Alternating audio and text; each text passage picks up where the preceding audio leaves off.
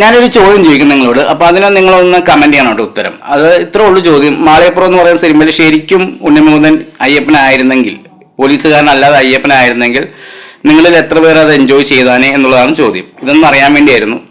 അപ്പോൾ ഞാൻ ഈ പറയുന്ന സിനിമയിൽ ഇങ്ങനെ ഒരു രംഗം വരുന്നുണ്ട്, അതൊരു സ്പൂഫായിട്ടാണ് എനിക്ക് തോന്നിയത്. അപ്പോൾ നിങ്ങളിൽ എത്ര പേര് ഈശ്വരനായിട്ട് ഇന്നത്തെ കാലത്ത് സ്ക്രീനിൽ ഒരു കഥാപാത്രം വന്നാൽ അതെങ്ങനെ എൻജോയ് ചെയ്യുന്നു അറിയാൻ വേണ്ടിയാണ്. അപ്പോൾ ഇതിൻ്റെ മെയിൻ പ്ലോട്ട് ഇതൊന്നുമല്ല.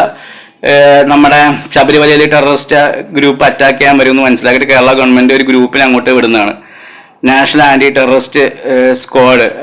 ആ ഒരു ഗ്രൂപ്പിനെ ഇതിനെ ഇല്ലാതാക്കാൻ വേണ്ടി വിടുന്ന സമയത്ത് അതിൻ്റെ ഒരു ഹെഡായിട്ട് വരുന്നത് റിയാസ് ഖാനാണ്. ഒപ്പം തന്നെ വേറൊരു ആർമി ഉദ്യോഗസ്ഥൻ ലീവിന് വന്നിട്ട് പുള്ളി ശബരിമല മാലയിട്ട് പോകുന്ന സമയത്ത് പുള്ളിയാണ് ഇതിൽ ക്ലൈമാക്സിൽ കീഴ്പ്പെടുത്തുന്നത്. അപ്പോൾ ഇതാണ് ഇതിൻ്റെ ഒരു മെയിൻ പ്ലോട്ട് എന്ന് പറയുന്നത്. ഇതിൻ്റെ ഇടയിൽ ഈ ആർമി ഉദ്യോഗസ്ഥൻ്റെ അരികിൽ ഈശ്വരൻ്റെ ഒരു പ്രസൻസ് വരുന്ന രീതിയിൽ കാണിക്കുന്നുണ്ട്. അതാണ് ഞാൻ പറഞ്ഞ മാളികപ്പുറത്തിൻ്റെ ഒരു സ്പൂഫായിട്ട്. അപ്പോൾ ഇത് ഒരു 400 എപ്പിസോഡുള്ള ഒരു സീരിയൽ 1 മണിക്കൂർ കൊണ്ട് നമ്മുടെ മുന്നിലേക്ക് എത്തിച്ച ഒരു ഫീലാണ് ഈ സിനിമ കണ്ടപ്പോൾ എനിക്ക് തോന്നിയത്. എന്തായാലും മനോരമ മാക്സിൽ ഇപ്പോൾ അവൈലബിൾ ആണ്, വേണമെങ്കിൽ കണ്ടു നോക്കാം. പിന്നെ കമൻറ്റ് ചെയ്യാൻ മറക്കരുത് കേട്ടോ.